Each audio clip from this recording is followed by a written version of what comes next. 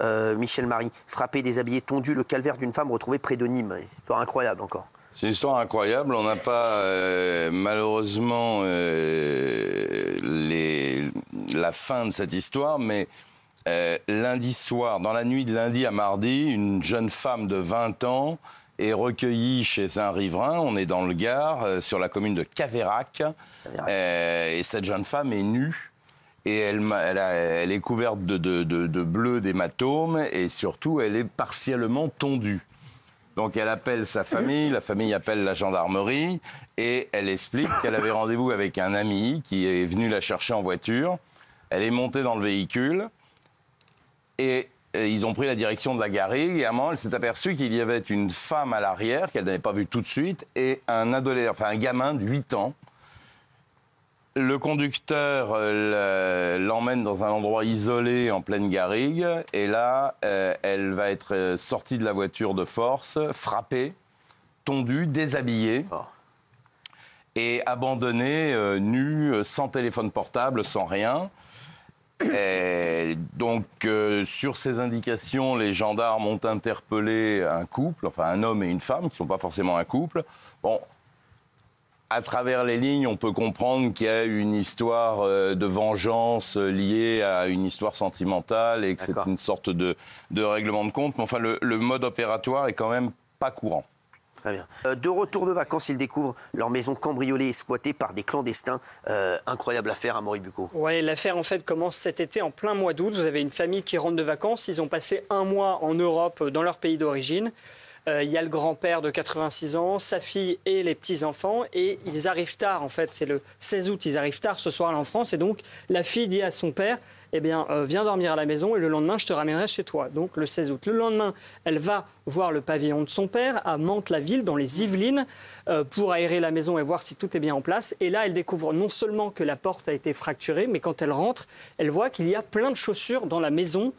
Bref, elle comprend en fait que la maison est squattée. Et évidemment, elle prend peur, elle prend la fuite et elle appelle immédiatement la police. 10 minutes plus tard, la police arrive sur place, interpelle 5 migrants algériens sans papier et sans domicile fixe qui vivaient là en fait depuis plusieurs semaines, qui s'étaient installés et qui non seulement étaient rentrés par effraction, mais ont souillé de fond en comble la maison. Vous allez voir les images, c'est bien simple. Ils se sont servis dans la réserve de vin du propriétaire, ont littéralement fouillé tous les placards, sorti les affaires, ils ont vomi à plusieurs endroits, ils ont laissé des mouchoirs sales avec du contenu douteux un peu partout, ont laissé des quantités de mégots dans toute la maison, ont dormi dans tous les lits et ont fait leurs besoins pendant plusieurs semaines dans les toilettes sans tirer la chasse puisqu'ils n'avaient pas réussi à ouvrir l'eau du robinet. Et au passage, ils ont également volé les bijoux de la famille. Bref, ça vous donne une idée de l'état lamentable dans lequel se trouve la maison quand les propriétaires reviennent de vacances. Alors évidemment, sur les conseils de la police, les propriétaires ont porté plainte.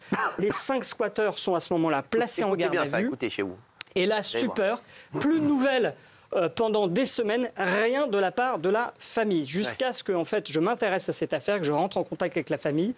Ce qui se passe, c'est qu'en fait, le parquet de Versailles a décidé de classer l'affaire le jour même, à la condition que les 5 squatteurs ne reparaissent plus dans le secteur de Mantes-la-Jolie dans les 6 mois à venir. Bien sûr, le parquet n'a aucun moyen de contrôler cette décision. Alors évidemment, pour la famille, c'est incompréhensible, pour la victime et sa famille. Ce monsieur de 86 ans aujourd'hui n'a toujours pas pu rentrer chez lui. Il habite à la fois chez sa fille et chez son fils par alternance.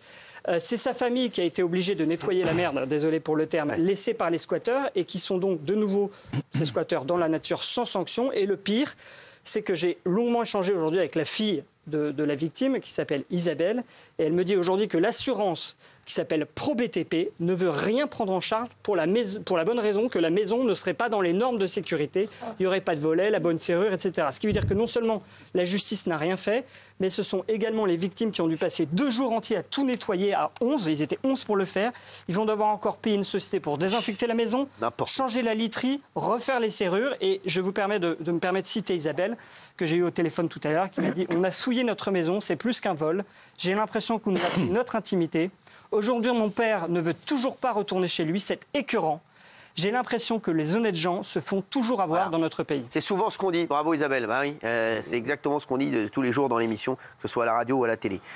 Affaire Mazan, nouvelle révélation et nouveau profil encore au procès Michel Marie. Hein. On a encore des nouveaux profils qu'on va revoir ensemble sur cette affaire. Alors, il y a Jean T, ancien couvreur, issu d'une famille nombreuse et précaire. Il raconte s'être sevré d'une addiction à l'alcool en 2011. Il nie lui aussi avoir violé Gisèle Pélicaud. Hein. Oui, alors ils ont tous un système de défense, on l'a vu l'autre fois, pour le moins particulier, c'est un florilège à chaque fois. Donc ce procès interminable, Jean T, lui, dit en gros qu'il aurait été drogué par Dominique Pélicaud et qu'il n'a plus aucun souvenir, alors qu'on a bien évidemment un certain nombre de vidéos qui ont été tournées où il avait a priori toutes ses facultés, si je puis me permettre. Donc c'est énorme qu'il ose dire qu'il était sous l'effet d'une drogue alors qu'il y a plein d'échanges avec Dominique Pélicaud où il a reçu des instructions comme à chaque fois. C'est des systèmes de défense quand même très particuliers. Jérôme V, 46 ans, pompier volontaire, lui aussi faisait partie, pompier volontaire, titulaire d'un CAP petite enfance et ancien employé d'un magasin d'alimentation. Il dit sa compagne a indiqué souffrir de perte de mémoire ou d'absence depuis qu'elle l'a rencontré. C'est ce qu'on avait dit hier, lui aussi. Ça, c'est incroyable. Hein. Oui, alors lui, c'est le seul des accusés qui est allé à 6 reprises au domicile de Dominique Pélicaud pour y faire ses cochonneries. Et son système de défense...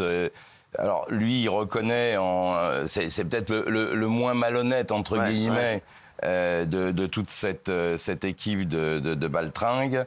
Il a raison. Vous avez raison, je suis d'accord avec vous. Je suis d'accord avec vous, mais dans votre bouche à chaque fois, dans ma bouche, oui, je sais. Non, mais là, c'est vrai que ce procès interminable, c'est une bande. Non, mais ils ont même pas, ils assument même pas ce qu'ils ont fait. Est-ce qu'il y en a un qui s'est excusé auprès de... Oui, alors il y en a un, je crois que c'est Jean justement, qui mollement, non, c'est pas Jean d'ailleurs. Enfin, il y en a un, en tout cas, peu importe. Et un seulement. Il y en a un, a priori, qui a présenter ses excuses un peu maladroitement, mais au moins ça le mérite d'avoir été fait. C'est inadmissible. Et puis il y a ce pompier volontaire là qui a une vie totalement décousue, une addiction au sexe. On retrouve en perquisition à son domicile une liste de 89 prénoms féminins. Et lui reconnaît très volontiers auprès de la psychologue qui l'a entendu, qui l'a expertisé, qu'il avait une addiction au sexe, que c'était un gros consommateur, que ça le rassurait, le côté séducteur à chaque fois. Donc il faisait une petite croix avec un prénom féminin à côté. Ils au pluriel, mais lui en particulier, ont vraiment un problème énorme. Alors en plus ils tiennent des propos qui sont quand même un peu décousus. Qu'est-ce qu'il a dit à un moment donné ? Je n'y retournerai pas parce que le mode viol me correspondait, mais parce que je ne pouvais pas contrôler ma sexualité. Donc comprenne qui pourra. En gros, on a quand même compris qu'a priori, il ne voulait pas y retourner et qu'il explique qu'il ne contrôlait pas sa sexualité. Voilà. Donc on a quand même des profils dans ce procès qui dure jusqu'au mois de décembre, jusqu'à fin décembre, des profils quand même très particuliers. Et il y en a 51, donc on n'est pas au bout de nos peines. Exactement. Un adolescent de 16 ans en fuite après avoir poignardé sa mère et son frère de 2 ans, Michel Marie. Oui, alors ça c'est aussi une histoire complètement ahurissante. À la Selle-Saint-Cloud, dans un quartier plutôt résidentiel de la banlieue parisienne, avenue Lucien-René Duchesne très précisément, une femme et une mère de famille de 45 ans a son bébé dans les bras, son fils qui est suivi sur un plan psychiatrique, son fils de 16 ans, pour des raisons qu'on ignore, et peut-être que même lui les ignore également, mais il est bipolaire, schizophrène et suivi en psychiatrie, a poignardé à plusieurs reprises à la fois sa mère et son petit frère, qui avait 2 ans. La mère réussit à protéger du mieux possible son enfant de 2 ans. Elle réussit à sortir de l'appartement. Son fils de 16 ans lui arrache l'enfant qu'il jette dans les escaliers. La femme va se réfugier au 3e étage chez une voisine pour prévenir la police. Et lorsque la police arrive, il y a du sang partout. Une autre voisine a découvert le bébé allongé entre le 1er étage et le rez-de-chaussée, blessé de 2 ou 3 coups de couteau.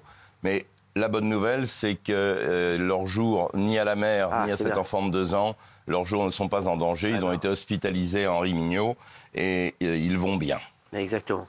Gilles Verdez, en moins de 10 jours, très vite, 4 clandestins ont été libérés pour vice de procédure. Alors ça, c'est incroyable. Ah, voilà. Il y a à chaque fois des faillites administratives. Alors le premier, il est algérien.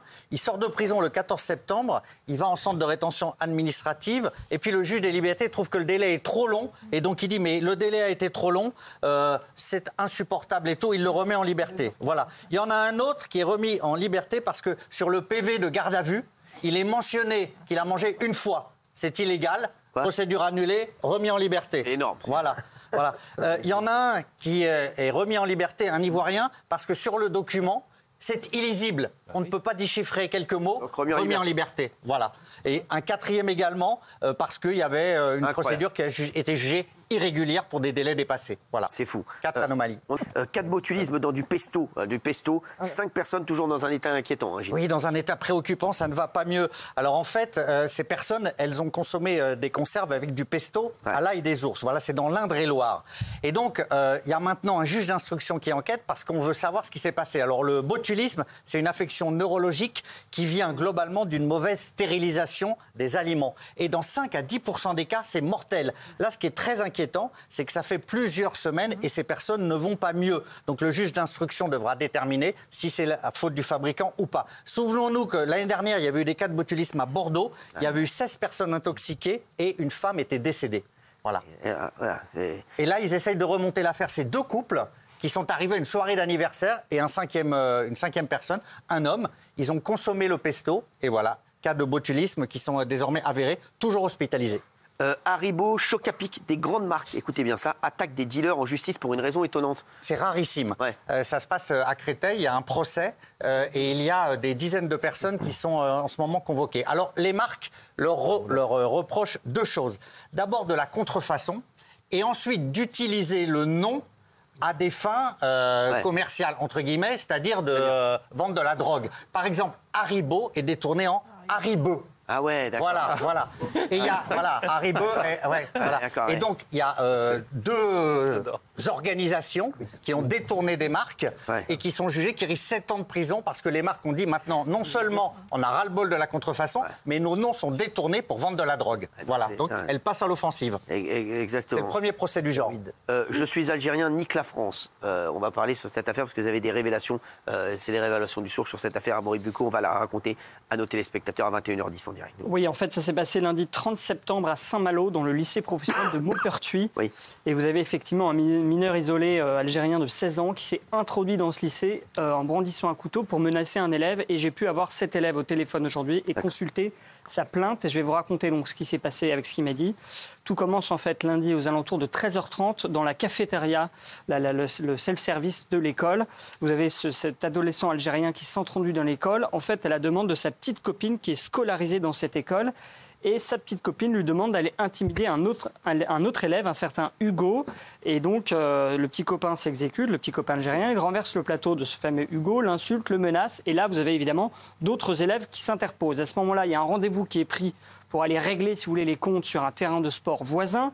15 minutes plus tard, vous avez donc un rendez-vous là-bas. D'un côté, quelques lycéens et de l'autre, plusieurs mineurs isolés. Et les deux se battent. Alors au départ, les lycéens ont plutôt le dessous et finalement, grâce à l'intervention d'un lycéen, d'un certain Erwan, ils prennent le dessus et donc les mineurs isolés prennent la fuite, mais reviennent un peu plus tard, non seulement avec du renfort, puisqu'ils ont le renfort de jeunes de cité des environs, mais parce que aussi l'un d'eux vient avec un couteau qu'il brandit en l'air pour justement s'en prendre au fameux Erwan qui s'était montré plus fort.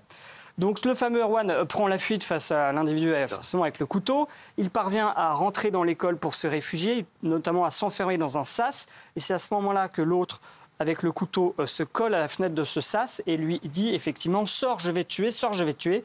Je suis algérien, nique la France, nique la France. » Il arrache son t-shirt également. Le lycéen continue à prendre la fuite dans l'école, l'autre continue à le poursuivre avec son couteau. Finalement, il est arrêté, celui qui menace avec le couteau, l'Algérien, par des lycéens. Et aujourd'hui, il est placé sous contrôle judiciaire, c'est ce qu'a indiqué le parquet de Rennes. Et il est poursuivi pour plusieurs chefs, notamment... Donc là, il est dehors. Oui, il est dehors, mais il a un contrôle plus ou moins strict. Et puis, il est placé dans un centre éducatif. C'est tranquille. Tranquille, alors, oui. Et donc, voilà, il est poursuivi pour intrusion avec une arme dans l'enceinte d'une école, violence avec usage, menace d'une arme, violence en réunion, menace de mort réitérée. Et il va être convoqué en décembre devant le juge à Rennes pour une audition pour en fait juger sa culpabilité. Puis après, vous savez, dans la justice des mineurs, ça se passe en 2 temps. D'abord, on juge la culpabilité là en décembre, et après, il sera reconvoqué pour la sanction. Ce sera probablement dans 6-10 mois à ce moment-là. En tout cas, bravo à Erwan. Hein. Oui. Ça rappelle un peu l'affaire de Crépol, enfin, la montée rapide comme ça en tension, avec tout de suite on sort un couteau et on est prêt à tuer quelqu'un.